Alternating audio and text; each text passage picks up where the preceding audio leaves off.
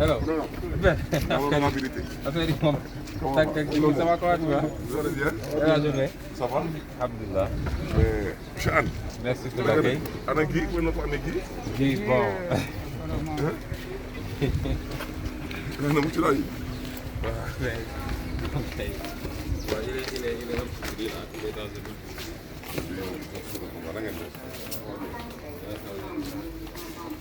Monsieur Anne, c'est le président du collectif. Comment ça? Je viens, je m'accroche. L'image de paix. Ouais, tu as vu, Ah bonjour, ça va bien. na ngeen def, ça va bien? Très bien. Donc, vous allez bien? On n'a pas eu l'occasion de faire connaissance. Mais je vous suis.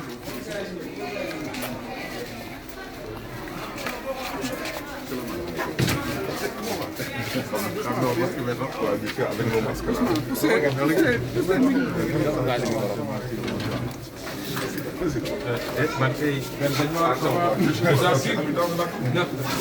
Présent.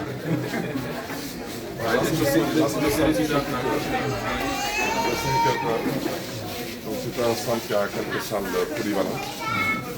Il est sous la gestion de la mairie de Dakar. Donc le maire de Dakar, Madame Moussa Mouadene, a bien voulu le mettre à notre disposition. Et on a proposé donc au collectif des dégâts de Tchamsi.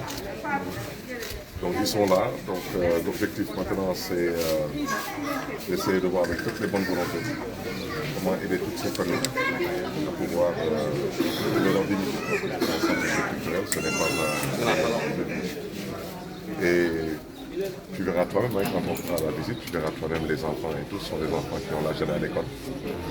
Donc les parents viennent sur la rentrée des classes pour bientôt.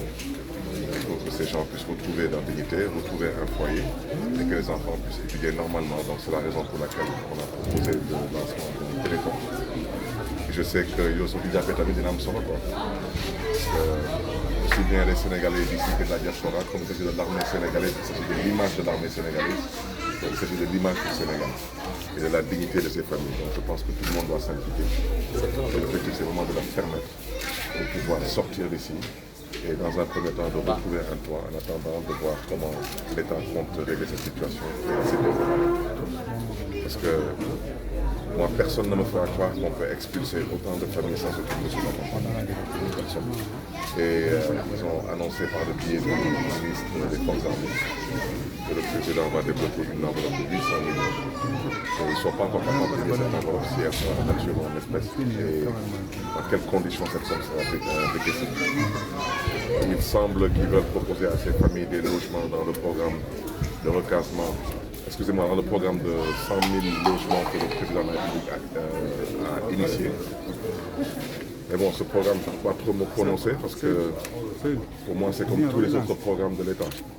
On nous avait promis de terre, il n'y a pas encore de terre. Donc quand on nous promet aujourd'hui 100 000 logements, et ces familles-là, malheureusement, n'ont pas trop de temps d'attendre ces 100 000 logements.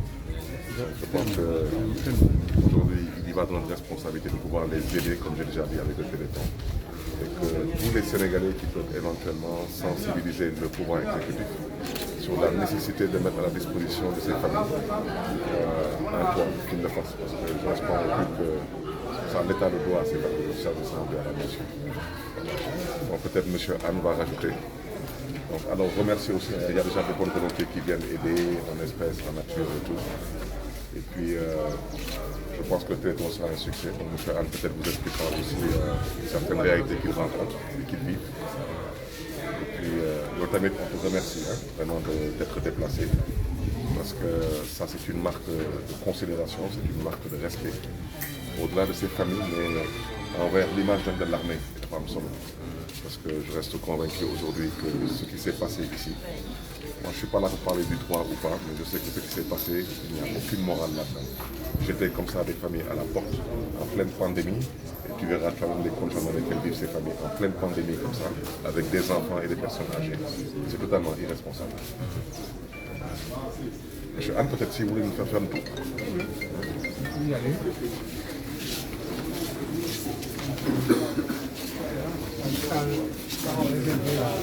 Nous avons une communauté expatriée, des non-épouses marocaines, avec nous. Donc nous avons préféré les rebouter ici.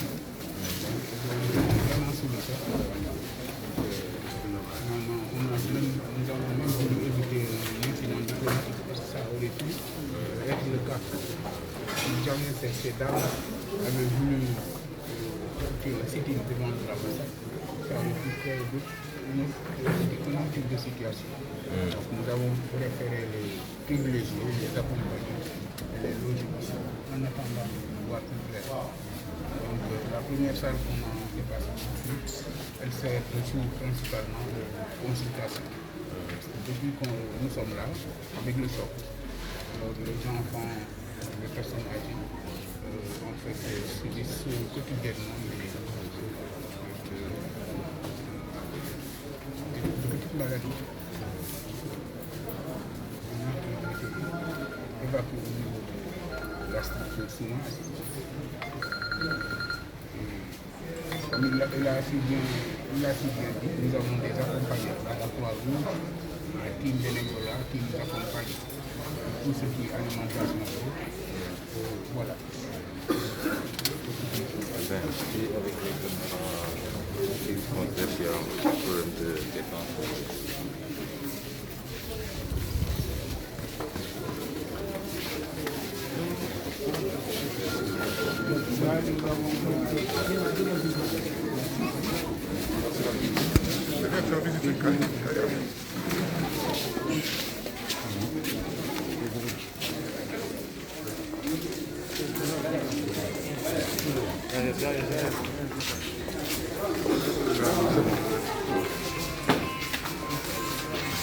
Assalamu alaikum.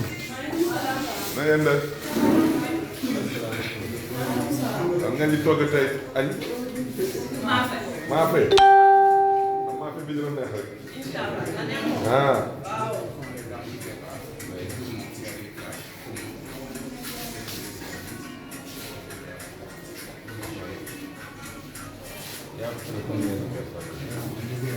Présentement, les familles qui ont rejoint vont avoir quelque chose comme 400 à 500 personnes.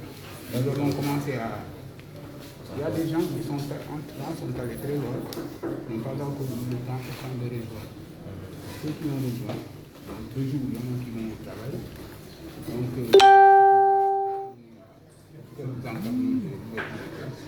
les gens s'appellent à ça. Donc, 2 jours, il y a beaucoup de personnes qui sont absentes. Oui, c'est vrai que le soir, il y a beaucoup plus de monde. Le soir, ils sont là, le centre est plein. Le soir, l'effectif est plus conséquent. Comment on va? Oui, ça va très bien. Vous avez? Oui. Oui, ça va? Félicitations.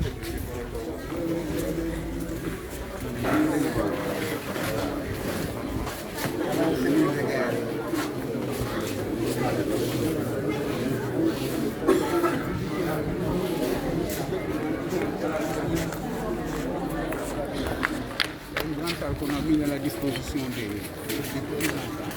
personnes âgées, disons des malades. Donc une salle climatisée, là voilà.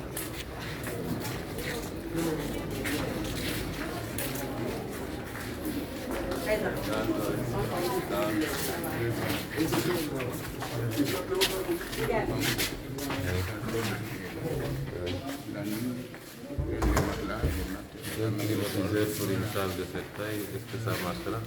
Ça va. Ah, ça t'en sert un peu, oui. Ça refroidit. Ok.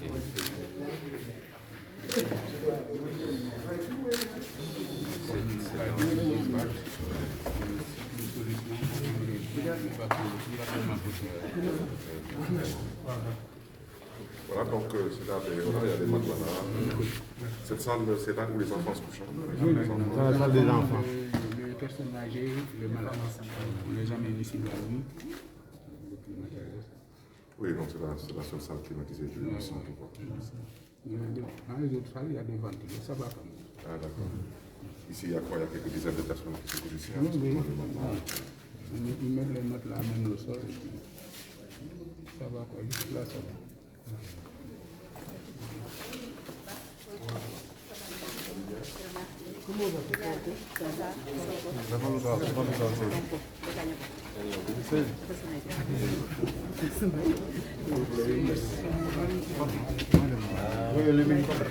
Le militaire qui a parlé, on l'a mis aux armes. Il y a des gens qui sont encore en arrière. On les a expulsés comme ça. Le problème qui se pose, c'est que le commandement avait déclaré que les personnes en activité seraient maintenues. Lui, partant de cela, il est allé au travail. Alors, on l'a rappelé pour lui dire que sa famille était en train d'être expulsée. Il est revenu et sous le choc, il a trouvé les caméras devant le domicile. Les autres collègues en activité étaient libres. Et ce qui l'a poussé quand même à faire une petite déclaration. Et c'est à partir de ces déclarations qu'il a été arrêté. Et on aurait entendu dire que la procédure était en cours pour sa libération. Donc, on est en train de tout faire pour la casser.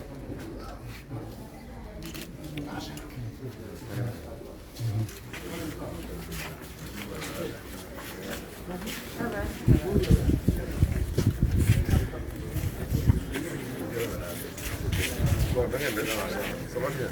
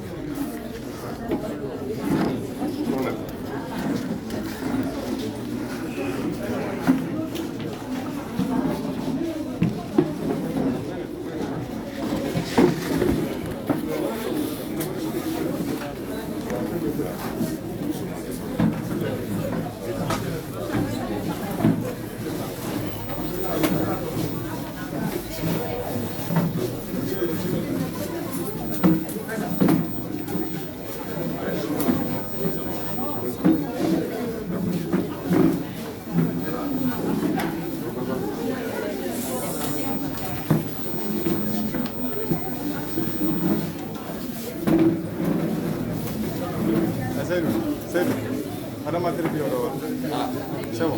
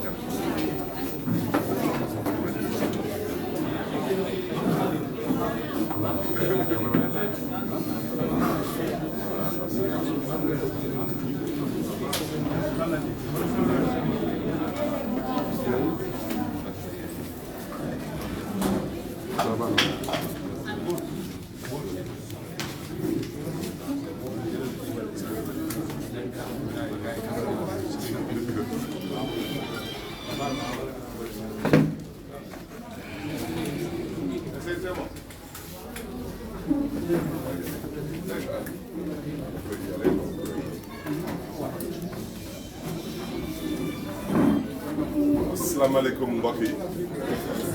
S'il vous plaît, vos portables, éteignez ou bien vous mettez ça sous vibreur. Vibreur, daf leen portable yi vibreur. Asalaamaaleykum mbokk yi. ñu ngi dellu si waat leen di masuwaat bu baax a baax. leen di jégalu tamit ci dérangement bi. tey nag ñu ngi dalal fii l'honorable député monsieur Ousmane Sonko, du président Pastef des Patriotes. Il avait souhaité ñëw daje ak yéen xool seen ay conditions ak ñëw waxtaan ak yéen bu ma woowee big nam dafa bëggoon ñëw fii ci centre socio-culturel bi ma ne ko loolu de dina am solo lool parce que les familles de déguerpis de Ouakam Terme Sud ont besoin de soutien et de réconfort. Yàlla dogal nga nekk député du peuple yàlla dogal tamit nga nekk kilifa bu am baat Sénégal kon nag am na solo nga ñëw xool cette situation te loo ci mën nga dugal ci sa loxo te incha allah yàlla dina la ci bindal tiyaaba man nag maa ngi biiralaat tànk yi nga xam ne ni moom laay dox nii man suma objectif je le dis je le répète mooy vous accompagner pour que vous puissiez retrouver votre dignité parce que fii di dëkkuwaay c'est un centre socio-culturel et j'ai eu à sensibiliser le président Ousmane Sonko ci loolu ma ne ko dinañ organiser benn téléthon avec la télé Sen TV qui sera animé par Iran Ndaw à qui j'ai parlé ak Ahmed Aïdara qui s'est aussi engagé vraiment à militer en faveur d'un soutien massif des Sénégalais. Je profite de cette occasion tamit pour inviter l'honorable député M. Ousmane Sonko à s'impliquer en termes de sensibilisation sur ce téléthon pour que les Sénégalais d'ici et de la diaspora puissent apporter leur contribution pour que vous puissiez retrouver votre dignité. La présence de Ousmane Sonko dañ koy rafetlu parce qu'il s'apprête à organiser un point de presse et c'est un ancien inspecteur des impôts et des domaines donc je pense que xam-xamam moom màcc na lool ci mbiru suuf et man lu may ñaawlu maa ngi koy biiralaat encore nee naa je dénonce cette attitude de l'État sénégalais de refuser de mettre à disposition des assiettes foncières pour les familles que vous êtes. Et je répète, je le confirme, j'ai l'intime conviction que le chef de l'État a la possibilité. Maintenant, ce qui motive le chef de l'État à ne pas le faire, ça c'est une autre question. Mais sachez, Inch'Allah, que les Sénégalais sont sensibles à votre situation. Et Yàlla dina ci def sutura, Inch'Allah. Et je reste convaincu que d'ici quelques jours, ce sera un bon vieux souvenir. maa ngi leen di gërëm di leen di sant di remercier encore le président du collectif di rafetlu la présence du colonel Kébé qui est un des vôtres et qui aujourd'hui est un responsable à PASTEF et qui a souhaité aujourd'hui être à nos côtés ñëw pour ne leen masi leen coono jërë ngeen jëf mbokk yi. Je la parole. Donc tu verras ici, hein, tu as un mutilé de guerre en face de toi. Donc comme je dis, il n'y a que sous cette république qu'on voit des mutilés de guerre qui sont humiliés. Mais yàlla baax na. Merci.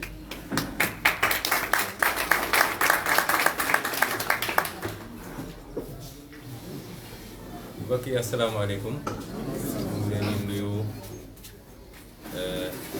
am mbégte daje ngeen fii tey même su dee conditions yi du conditions yi gënoon ci ab ndaje ñaanoon nañ yàlla bu daje naroon am ñu fekk leen yéen ñëpp seen i kër fekk leen seen quartier parce que nit moom boo ko jëlalee këram rek bàyyi lootu ko dara rawatina koo xam ne dafa yor njaboot waaye ñoo ngi am mbégte daje ak yéen di daje nemmeeku daje ñëw bokk ak yéen seen naqar parce que xam nañ ni lii métti na ba fu métti yem su dul woon sax ñuy dëkku gëm-gëm dëkku foi lii su amoon ay Europe yu demee noonu di nga gis ñu bari ñoo xam ne dañuy faagagal seen bopp waaye ñun dañoo gëm loolu ñuy may lu munti am rek ñu delloo ko ci yàlla waaye delloo mbir ci yàlla yi tekkiwul ni dangaa war a banque say yoxo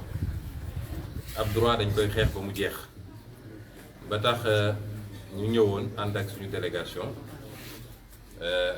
colonel Kébé ngi fi moom njëkkoon na leen seet si defe naa ajjuma bi Mamadou Goudiaby ngi fi Djibi Gueye Ndiaye ñu bëri ñu ma àndal ñëw it fekk fii monsieur le maire di suñu wëllëre suñu xarit suñu frère ñu bokk ay principe ak ay gis-gis mu dalal ñu fii parce que mooy maire commune bi ñu ñëw fas yéene sànnante ngeen kàddu yu gàtt ndax mbir bi liñ ci bëgg a wax du fii laa ko naroon waxee moo taxoon ma convoqué 11h30 conférence de presse suñu siège ma ne woon nag balaa may egg foofu naa njëkk a ñëw nemmeeku constater conditions yi ngeen nekkee parce que dossier bi xam nañ ko peut-être bi mu amee ba léegi déggu leen ñu si li ko waraloon mooy ñun su mbir ne kët ne jonn dañuy jël temps wu xool lii lan moo ne ci biir pour document yépp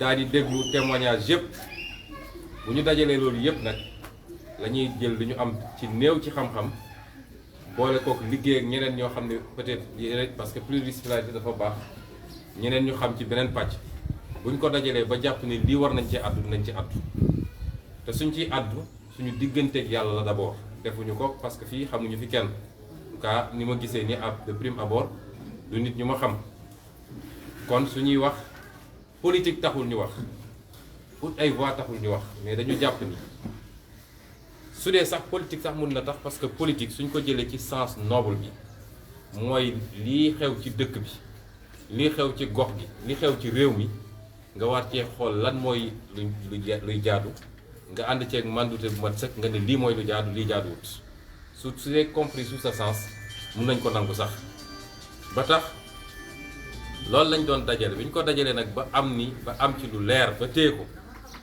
la ñu décidé ni nañ ci wax fas yéene ci wax tey te jàpp nañ ni suñu wax dina am lu mu leeral ci Sénégal yi en tout cas dina am lu mu yokk ci précision ak leeral ñoom Barthélémy def nañ déjà un travail formidable ci communication ñoom Guy Marius Sagna def nañu liggéey bu am solo ci communication ñeneen ak ñeneen mouvement yi jàpp naa ni la bataille de l'opinion même su dee Sénégal faraluñu di ko manifester Sénégal pour nga yëkkati nit ñi léeg-léeg lu jafe la waaye xam naa ni dans le cœur des Sénégalais 100 Sénégalais yooyu jël les 98 sont avec vous man loolu lu ma gëm la te loolu communication moo ko andi su doon communication sax fekk ay nit jaay leen doole génne leen seen i kër ci yenn anam yi Sénégalais bëggul loolu Sénégal dafa am loo xam ne bokkul suñu culture ak suñu aada xamuñu loolu te seetlu nañ ni ci at yi weesu la fi gën a bëri nag tëjaate yu métti génn nit ñi ci seen kër jox ko keneen mu mel ni du ñoom ñëpp du ñu ay sénégalais yooyu yëpp sénégalais bëgguñu ko ba tax comme soyez sûr que vous avez l'opinion avec vous ñaareel bi it mooy amaana mënaluñ leen lu bëri dina am loo xam ne ñu ngi koy def suñu wàll te dinañ ñëw ci discrétion nag parce que ñun noonu la ñuy fonctionner am lu ñu ci def suñu contribution mais dès à présent initiative bi nga xam ne ay nit jël nañ ko ne dañuy def téléthon dinaa ko wax léegi ci conférence de presse ma jiital ko fii di woo tous les Sénégalais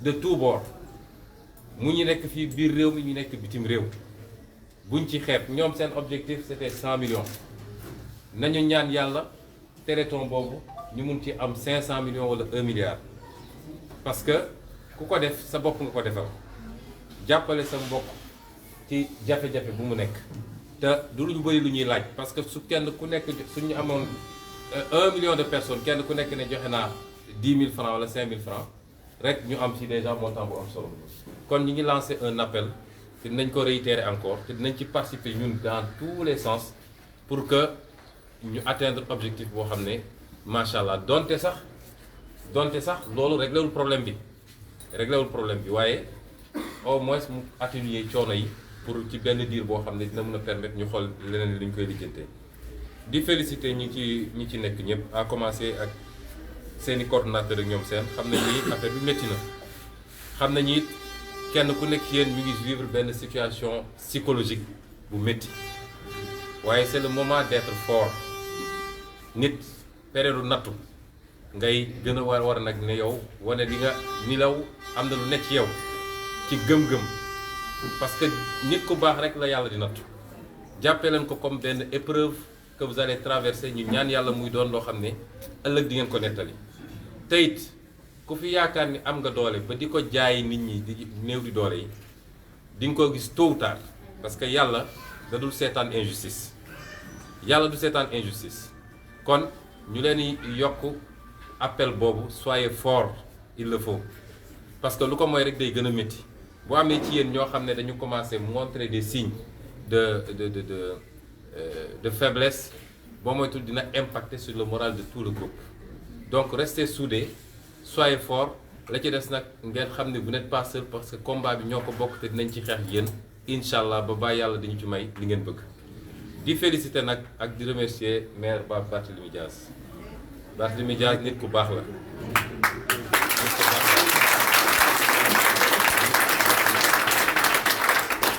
nit ku baax la nit ku dëggu la nit la koo xam ne Sénégal yëpp dañu war a fier ci moom. Ndakaaru dañu war a am fierté ci moom. parce que su doomu Sénégal ak doomu Dakar yëpp meloon nii def naa dinañu avancé munoon na ne peut-être sax du sama mairie ndax fële la Wakam waaye jël na responsabilité am jóg dox ci li mu ci war a dox te def ko lu dul ngir yàlla. kon je le félicite ici et je réitère ce que j'ai toujours dit Sénégal nag dëggu fi moo xaw a métti yenn saa yi lu ne dinañ ko wax dafa dëgër wax dafay agressé dafay lii. waaye gis nga injustice dëgg-dëgg koy xeex foo jaar yenn saa nga dëgër parce que léeg-léeg xol bi mooy manifesté wu kon ñu ngi koy félicité di ko gërëm ak ñëpp ñu ko jàppale ci lii je crois que maire Soham Wardini ñu jàpp na ci également mais ñu ngi koy félicité bu baax di leen wax ni nag bu soobee yàlla liñ ci war a wax yëpp ba Sénégal yëpp dégg ko su ngeen toogee diir bu gàtt d'ici une heure de temps peut-être di ngeen ci jot te dinañu leeral mbir ba mu leer te dinañu ànd ak yéen ci xeex bi incha allah ba yàlla dañ ci may liñ ci bëgg. ñu leen gërëm bu baax salaamaaleykum wa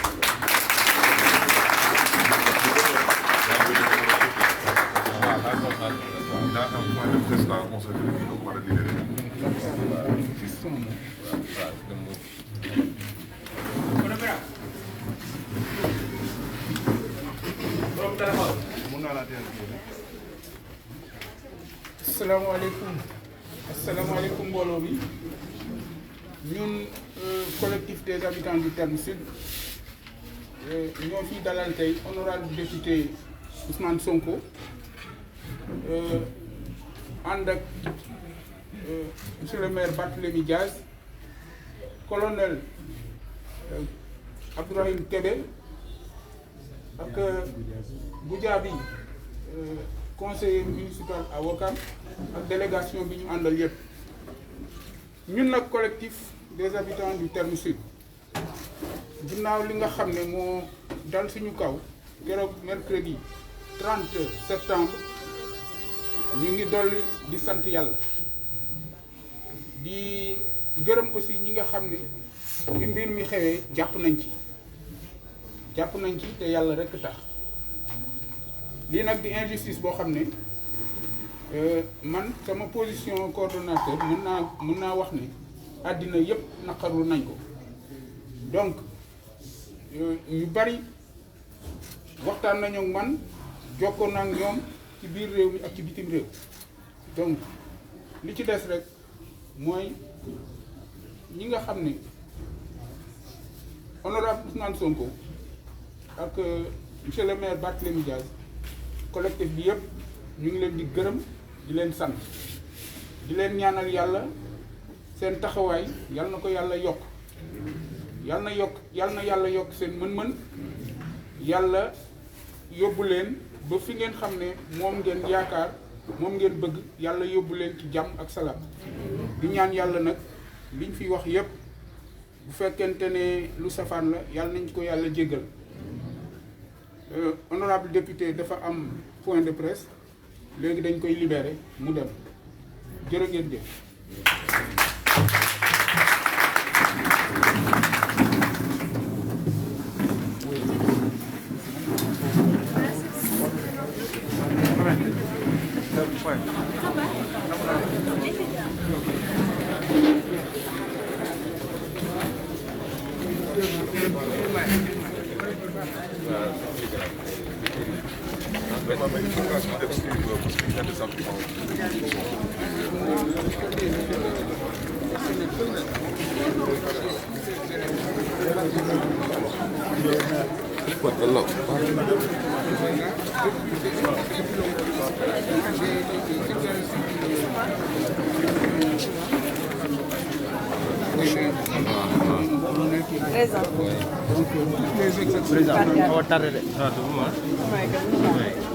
Ah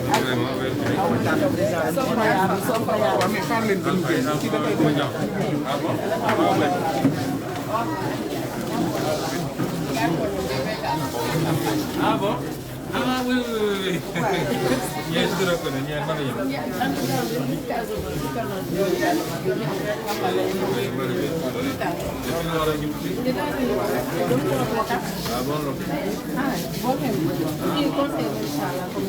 avec ND, vous êtes?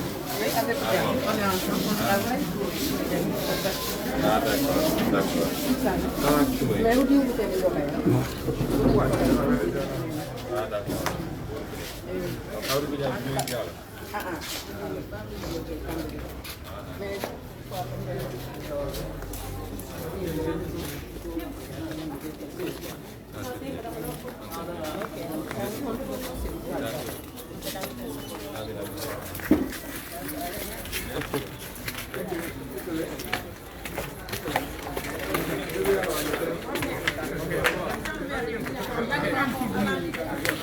benn une minute rek.